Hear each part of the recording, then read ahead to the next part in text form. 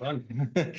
So next up, we've got Joe Quad here from New Zealand Green Building Council, going to talk to us about their approach on embodied carbon and methodologies, etc. And then at the end of Joe's presentation, we're going to move to a panel discussion where we've got Katie still on the line. We'll have Joe and Lloyd, and we're going to ask Jason Quinn of the Carbonator to come down to the front, and Jessica's going to moderate that when we get to that.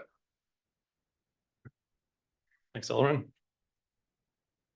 Thanks for having me, everyone. So I'm also a mechanical engineer by background. I got kind of involved in Passive House world about 2017 as Passive House was really taking off in the more commercial building space in Canada, where I'm from. And it really aligned, the principles aligned well with my work as a mechanical engineer, energy efficiency, ventilation, thermal comfort, all these things that I had control over as a mechanical engineer. But then as I kind of transitioned my career more into the sustainability consulting, and especially now at my work at the Green Building Council, started getting more, but in a broader scope, looking at sustainability. And so my presentation and what the work that we do covers on a lot of the things that were already discussed earlier today by the other speakers. So I made a mistake yesterday of kind of jumping into things really quickly and assuming that everyone already knows what we do, but may not be the case. So a bit of background, New Zealand Green Building Council. So we're a membership-based nonprofit. We collaborate with our members from across the industry. We do a lot of education, like the Embodied Carbon masterclass that we hosted yesterday here on campus. And then we have our rating tools. So there's a lot of them. Based on kind of all different building typologies and stages of the building's life. But the key thing is that they're holistic rating tools. So they cover not just operational energy, but embodied carbon, water efficiency, materials, site selection, all these kinds of things. So really, I'll touch on Homestar and Greenstar because those are our new buildings rating tools, and that's where you have the biggest impact on embodied carbon.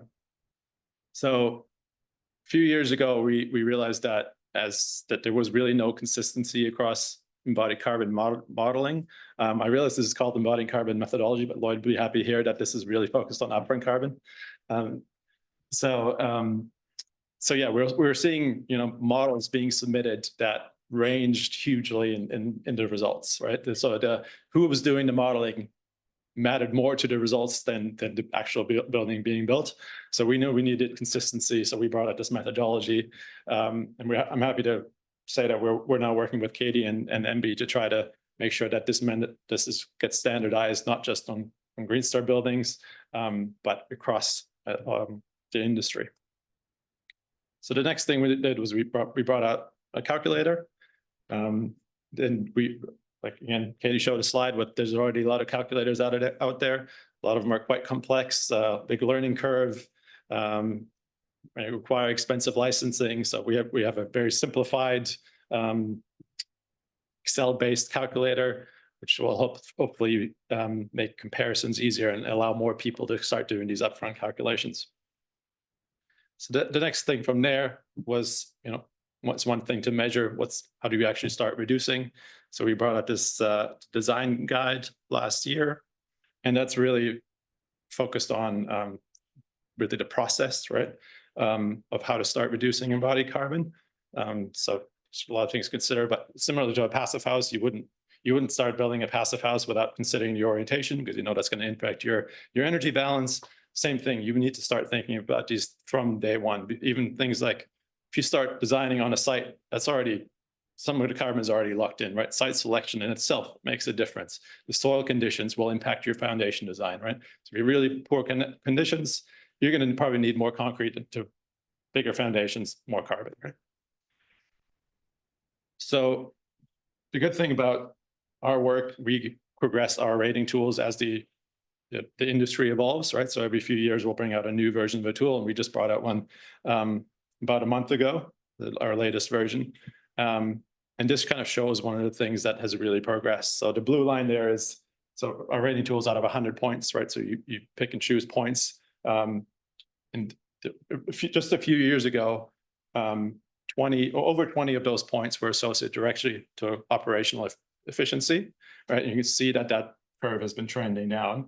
On the other hand, the embodied carbon and the material side has really increased in importance, right? So they're now about 3 times as many points associated with materials and embodied energy compared to operational energy. So within this latest tool, we also have what we're calling a net zero ready pathway. So that's kind of related to what we heard in the first speech of the day. And that's focused on operational efficiency, electrification. Lloyd also touched on the peak reductions because that's really key. But of course, also, we don't think you can have a net zero building without also looking at all those emissions that came in before the building was even occupied, right? So that's the upfront carbon piece. So we've already had mandatory reduction targets within our previous versions of Green Star. But they were relatively low targets, and they were really designed to get people to start measuring, looking at embodied carbon and seeing where those big impact pieces are. But the numbers were all relatively arbitrary. So in this new version, as we going through this net zero ready pathway, we wanted to make those numbers a bit more robust. So we did a big piece of work with Becca, who's a service consultant, to figure out how much do we actually need to reduce our buildings' carbon based on our national targets, right? So within the Paris Agreement that was already mentioned, we have a carbon budget, and we're all supposed to reduce to stay within that budget. What part do buildings play within that, right? So that work, I mean, there's a lot of assumptions, so the methodology can be argued. There's a lot of different numbers you probably could come up with based on different assumptions. But we realized that we have to start making pretty drastic changes, right? So these numbers, these red numbers, are those science-based aligned targets, and they increase over time because over time that carbon budget gets much smaller.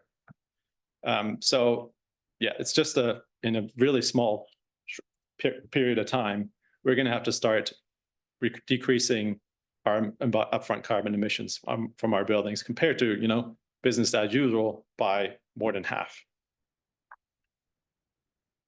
So the next piece that also Becca did for us is do a feasibility study. Right? It's one thing to set targets. The other thing is, can we actually do this? Keeping in mind, this is really focused on commercial buildings, right? So the main takeaway here is there's a lot of different things. A lot of the things that we think we can do to improve have really incremental small changes, right? So it's really going to require systemic change and kind of bring everyone to the table to achieve these higher targets. Lastly, I'll touch on Homestar quickly. So that's our residential rating tool. It's a little bit different. So within Homestar, we also have a mandatory measurement of embodied carbon. It's a little bit different in the sense that in commercial buildings, we have that relative reduction percentage. In Homestar, it's much easier for a residential building, as they're more standardized, to set absolute targets. So there are actually reduction targets on a kilogram of CO2 equivalents per square meter basis.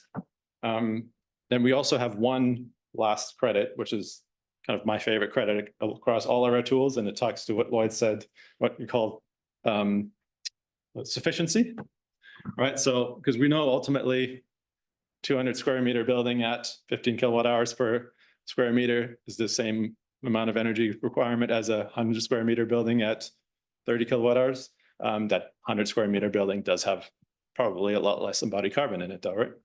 So ultimately, yeah, I'll kind of finish with the same message that we need to start building smaller and use less stuff. That's what this measures. That's all.